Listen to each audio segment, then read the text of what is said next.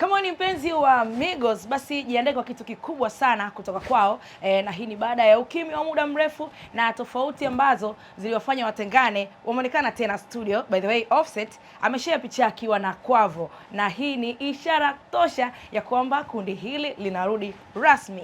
Sio tu kurudi kwa kundi hili, wanapanga kutoa albamu yao mpya, na hii albamu bana, unaambiwa itakuwa ya mwisho, albamu ambayo itakuwa maalum na heshima kwa msanii Takeoff, mtu ambaye alikuwa maalum kwenye kundi hilo na alifanikisha mafanikio makubwa sana kwenye kundi la Migos. Ikumbukwe Takeoff alifariki Novemba 1, 2022 baada ya kupigwa risasi huko Texas, jambo ambalo liliacha pigo kubwa sana kwa mashabiki wa muziki duniani kote.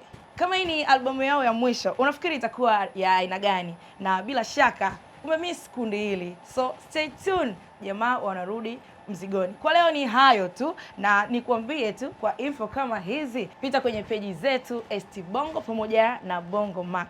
Tukutane tena next time. Mimi naitwa Winnie Mari.